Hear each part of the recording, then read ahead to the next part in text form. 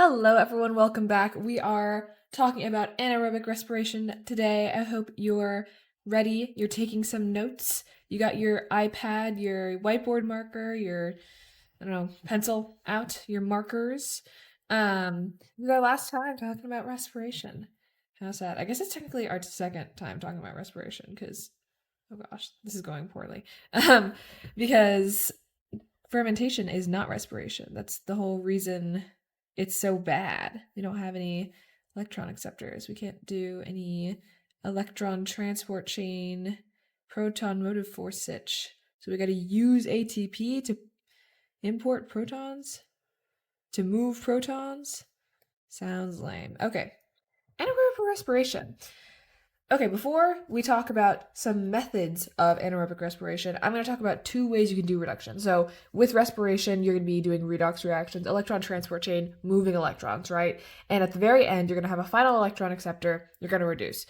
And then there's two ways we can do that. We can do one way where we reduce it, and we use whatever the thing is we reduced for biomolecules, or we could just get rid of it as waste. So the first way, when we actually use it, like for more than just reduction, is assimilative reduction, because we're like assimilating the materials into our biomolecules.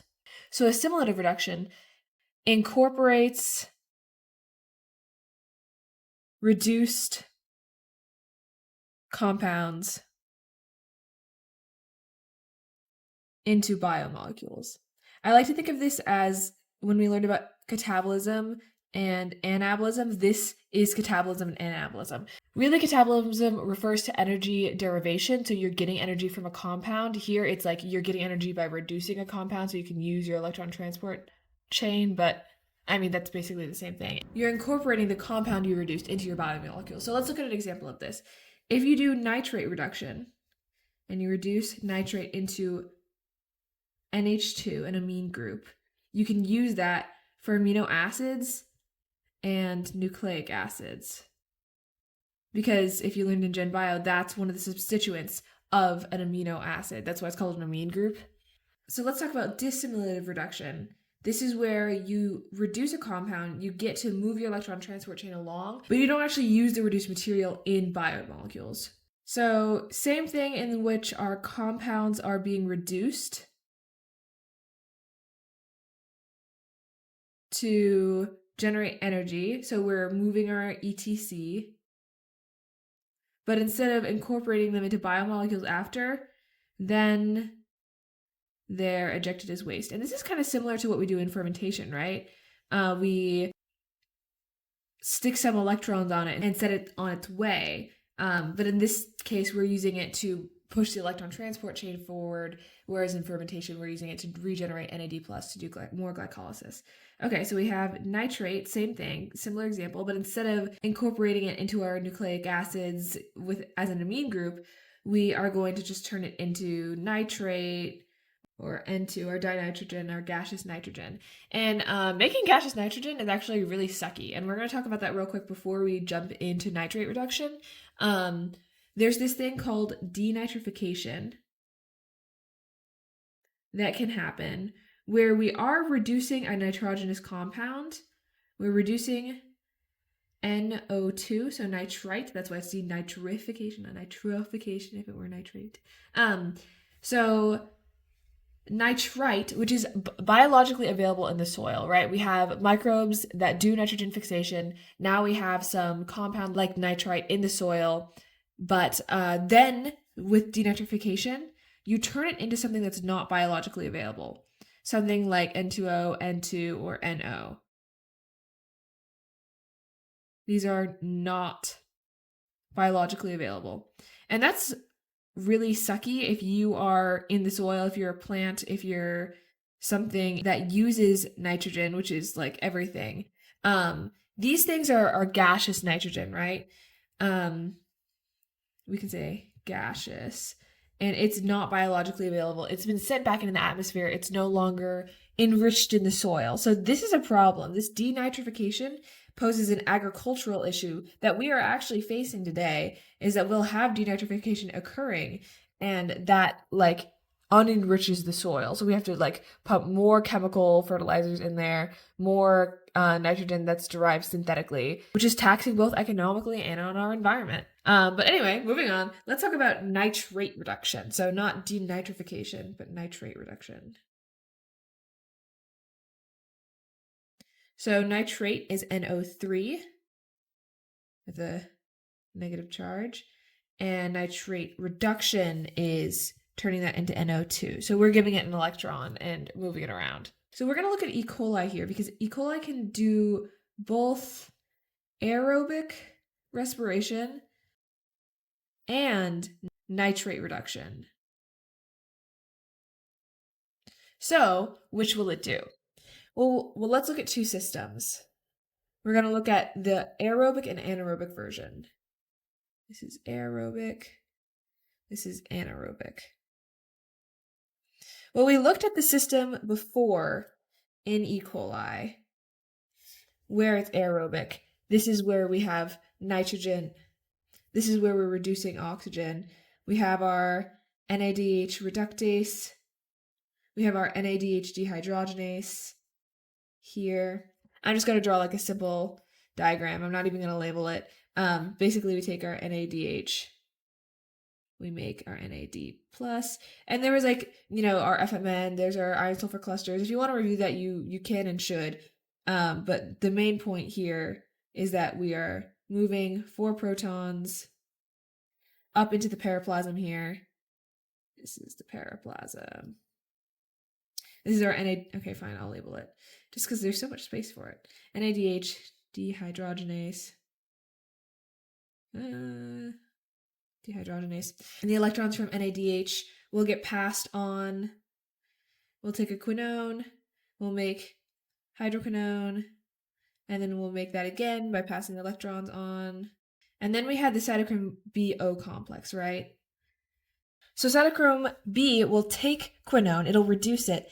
And since it's heme B, can't accept the protons, it'll push out these protons into the periplasm, which is great anyway, because we want to enforce that proton motive force. And then those electrons will be passed along, will move 2 more protons. And then, like I said, the diagram is a little consistent based off of what models you use.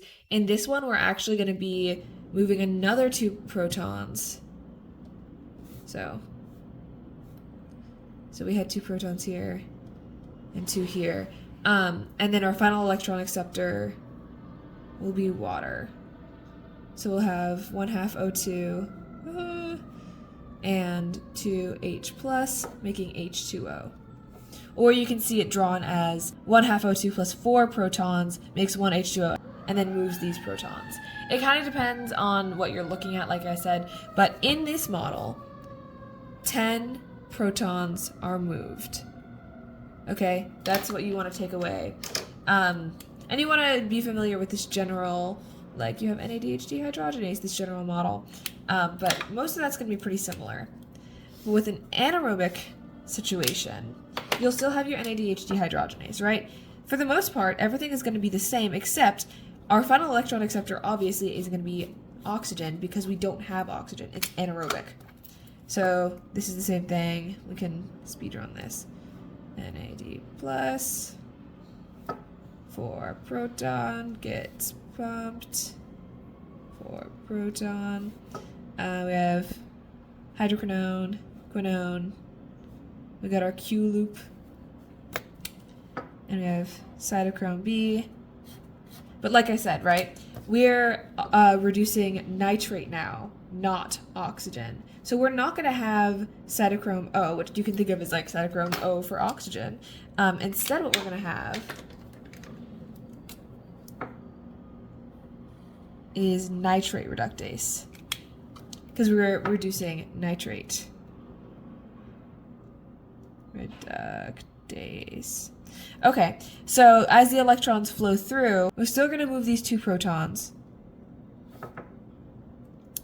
But now we are going to take nitrate.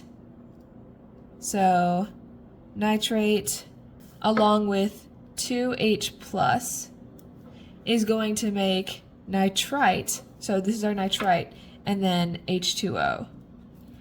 So this nitrite, if we were to do dissimilative reduction, which like we showed before, assimilative reduction can happen with nitrate, but so can dissimilative reduction. If we were to use dissimilative reduction in this model, which is what E. coli does in this example, what would we do with this nitrite? Would we incorporate it into a biomolecule, or would we export it as waste? Well, it's already done its job.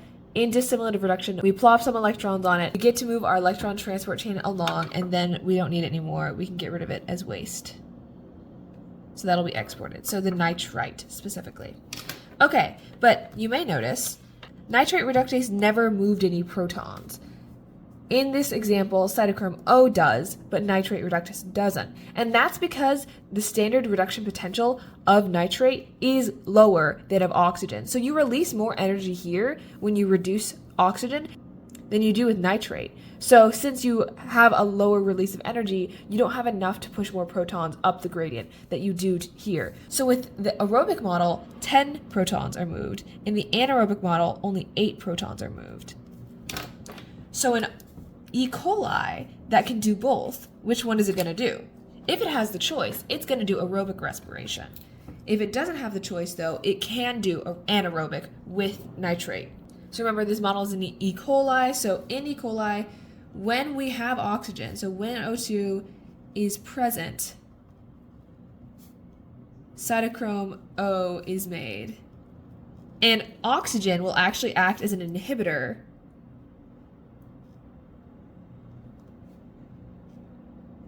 for nitrate reductase.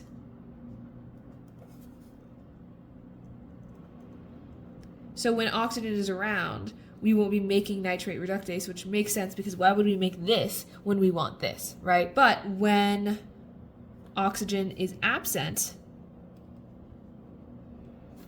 and nitrate is present, nitrate reductase will be made. But only when nitrate is present. This is because nitrate is actually an activator for nitrate reductase to be transcribed. So you need to have nitrate around for nitrate reductase to be made. So when O2 is present, it doesn't matter if nitrate is present or not because a cytochrome O will be made and nitrate reductase, will be inhibited by O2. So when oxygen's around, we're going to be doing aerobic respiration with site O. So we can say site O. When oxygen isn't around, but nitrate is, we'll make nitrate reductase. However, what if we don't have nitrate or oxygen? So no oxygen, no nitrate, we have no electron acceptor. What do?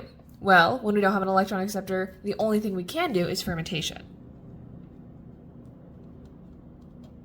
So interesting. So E. coli has a lot that it can do, depending on its environment, to kind of be making the best decision at all times. It'll do aerobic respiration when it can. When it can't do that, it'll do anaerobic. When it can't do that, it'll do fermentation. Okay, the next topic is actually pretty hefty, so I'm going to go to the next page because we have a topic after that too, so we can just put it all on this page. And that is ferric iron reduction. So ferric iron, it's like back when we were using those Latin names, right? We had Fe3 is ferric iron, and ferrous iron is Fe2, which I don't think you really need to know the Latin terms, but that's okay. Okay, so ferric iron reduction. Okay, let's say like we don't have oxygen as an option. We don't have nitrate as reduction. We can't reduce nitrate. It's not around. What can we reduce instead? Let's reduce some iron. Iron is actually abundant. So iron 3, which is what we'd be reducing, is abundant. It's a great option, but it's in solid minerals. So it's like a rock.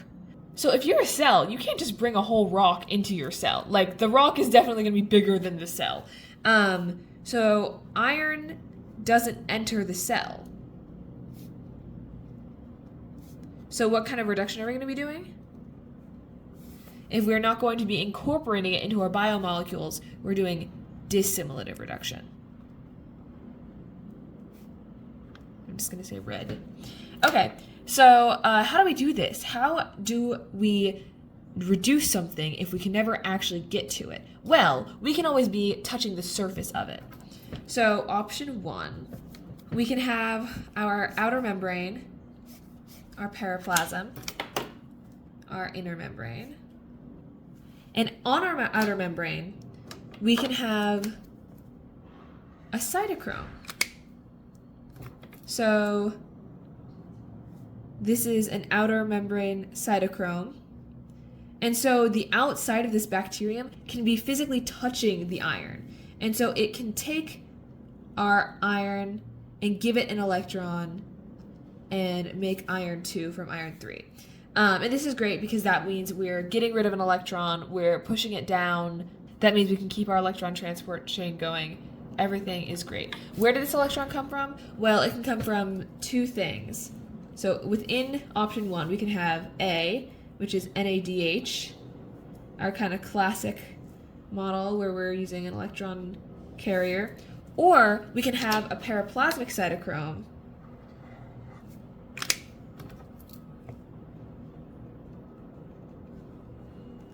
and that's going to transfer electrons to the outer membrane cytochrome. So I'm just going to say electrons travel. So either way, we have some sort of electron carrier that's delivering the electrons here. And then we're doing some sort of reaction in here in the inner membrane in the cytosol to be delivering it. But either way, we're physically touching it. Or we can have option 2. What if the iron is a little bit farther away? It's going to be too far away for us to reach. So we're going to have to send someone on a delivery mission. Okay, I kind of drew this in a confusing way the first time, so there's going to be a little paper over it. But when we reveal it, it'll look the same. It's fine. Our iron is far away. We're going to have to go and get it. But if I'm an outer membrane cytochrome, which I am, it's going to be too far. Like, I'm stuck in the membrane. I need someone to get it for me. So I'll send out an electron shuttle. So our iron's all the way over here, right? We can't get to it. So I'll equip an electron shuttle with one of my electrons, you know, like I want to get rid of my electron, I don't want her anymore. I'll give it to this electron shuttle, and she'll go over here. She'll deliver it to iron 3. So let's actually draw those lines connecting. She'll give the electron to iron 3, and it'll reduce it to iron 2. And then she'll come back. She'll come back to me, and I can give her another electron, and she can reduce another piece of iron. So it's great. Here's the other drawing I made. I just wanted to be able to walk you through it. This is the same thing that's happening. So we reduce iron, and we bring our electron shuttle back. So we can like go back and forth. And we can do this the same way where we get our electrons from NADH or the periplasmic cytochrome here, and then we're just delivering it on this electron shuttle. And real quick, let's talk about what our electron shuttles here could look like. So there's 3 examples that we see. So one we use in the lab. So if we want to do an experiment where we can see if something can reduce iron, if it can go and reach it, we can give it an electron shuttle. So here's some electron shuttle examples. Electron shuttles. One is AQDS. This is used in the lab. So we give supplied 2 microbes. We give a microbe AQDS and see can it do ferric iron reduction. Or the bacterium can make it itself. So if we have menaquinone, which kind of makes sense that it would be something similar to a quinone because quinones are electron carriers, so this shuttle is similar to a quinone, a flavin. A menaquinone is made by bacteria in nature. So we don't need some human giving us our electron shuttle. We can make it ourselves. Or the third option is soil humus. So humus is like this dead, decomposing like leaf matter. It makes like a layer of the soil like in forests or whatever, and bacteria have learned to take some organic molecule here to use as an electron shuttle. So there's some sort of compound in the humus that plants can use. Not to be confused with humus. Humus, it's like this decomposing plant layer that I guess has compounds that bacteria have learned to use as an electron shuttle. Pretty cool. And then our third method to go out and reduce iron is nanowires. So this is a series of basically like a network. It's casting out a net. Okay, so these bacteria, I'm just gonna draw like this. It kind of looks like the sun. I'm gonna draw like this side of the bacterium. It casts out these super thin wires. So this is a nanowire. It's like a pilus, similar to a pilus. But our pili, you know, that's meant for conjugation or movement or sticking to something. Our nanowires are made of cytochromes. So it's really a wire because you can cast electrons through your wire and deliver it. So if your iron is all the way over here, you can reduce it. You can send out your electrons in your nanowires. So it really helps you reach out, cast this literal net of wires to go and reduce iron. Okay, that's all you really need to know about iron reduction. Our three methods and the things involved with them. So the final anaerobic respiration system we're going to talk about is methanogenesis. So methanogenesis is only done by archaea.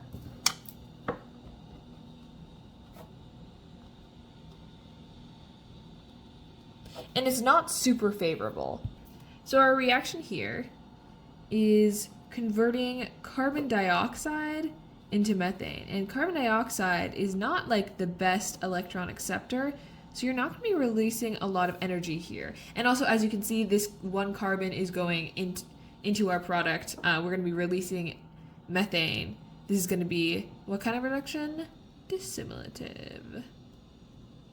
So what's really cool about methanogens is they employ a sodium moton force, not a proton motive force. Since I was saying we get so little energy for reducing carbon dioxide, we have only a small delta E naught. Our standard reduction potential change is pretty small, so there's a small force per reaction. So we have to do a lot to be moving these sodium ions. And then another interesting fact about methanogenesis is that it occurs in environments with a high concentration, I'm going to say high concentration of fermentation products. So they need to be around fermenters. And you figure like, okay, so the order in which I've taught this, that we've gone over these materials, where we started with aerobic respiration, and then we talked about nitrate reduction, then we talked about ferric iron reduction, now we're talking about methanogenesis.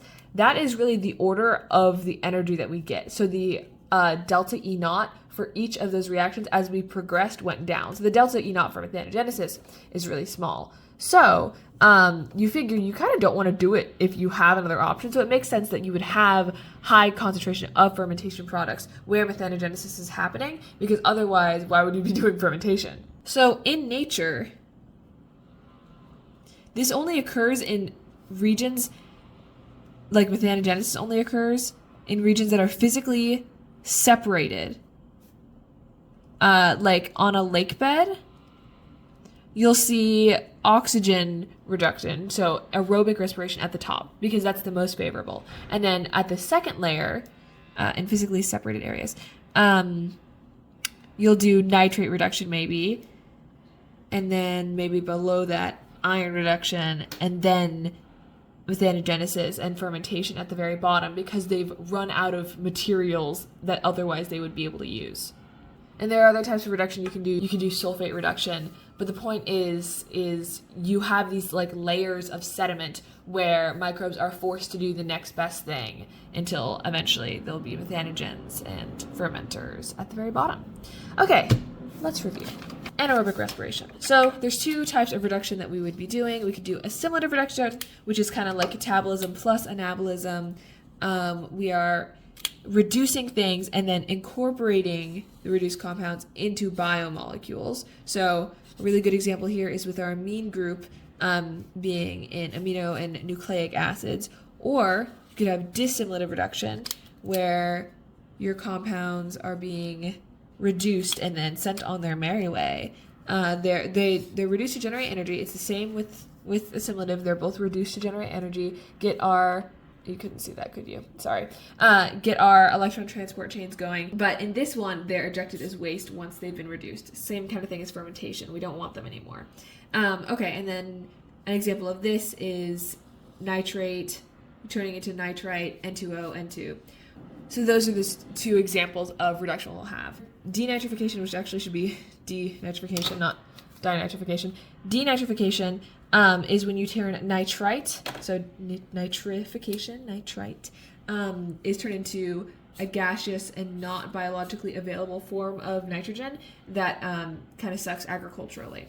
Nitrate reduction is when you turn nitrate into nitrite. E. coli can do both aerobic respiration and nitrate reduction. So you can see when it's an aerobic condition, it'll do that. It's more favorable, moves more protons into the periplasm.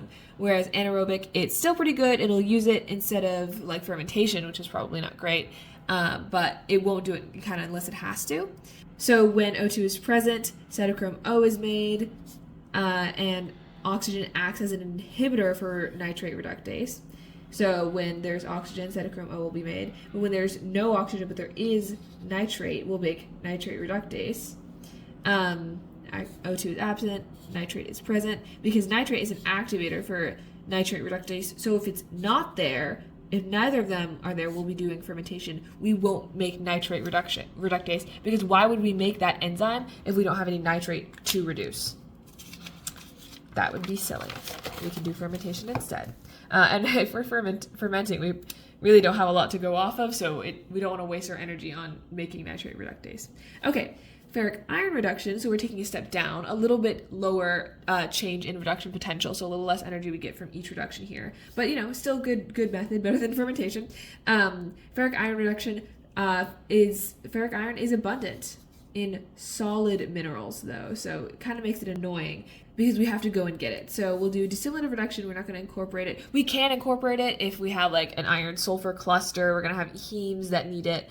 But for the most part, we don't need that much iron. If this is our like main source of reduction, not only does it accept one electron at a time, but we know it doesn't have a huge standard reduction potential change, so we're not going to get that much energy. So we're going to have to be reducing a lot of iron. So we're not going to be like incorporating all of that into our cells. So mostly dissimilative reduction. And we have one method, which is where we touch the iron, we directly reduce it with an outer membrane cytochrome, and it can get those electrons from either an ADH or a paraplasmic cytochrome. Or we can go out, send an electron shuttle, and that will go out and deliver electrons and come back and then bring more electrons. And some examples of electron shuttles, we see one in the lab that we give to microbes, and that's AQDS. Or bacteria can make them themselves, and they will in nature, and that's metaquinone. They can supply it by themselves, made by bacteria. Or bacteria can use soil humus molecules as their electron shuttle. And then our third example here is nanowires. So this nanowire, which is similar to a pilus, is made of cytochrome. So the electrons travel down these nanowires and go and reduce some iron out in the wilderness. Finally, we have methanogenesis done by archaea, doesn't matter. And this is our reaction, which you might want to be familiar with. We're making methane here. This is the methane that earns it its name. And this is dissimilative reduction. We're going to be releasing this methane. Potent greenhouse gas. Super, super concentrated greenhouse gas. This is why I don't eat beef. Okay. It employs a sodium motive force. I feel like that's interesting, very unique. Only a small delta E naught, so there's a small force per reaction here. So we have to do this a lot, not super efficient. It only occurs in environments with high concentration of fermentation products. And so you'll see physically separated areas in nature, like the sediment layers of a lake bed, because if it could be doing anything else, it would be. All right, thanks for tuning in to anaerobic respiration. The next video will be about chemolithotrophy, so stay tuned. Bye.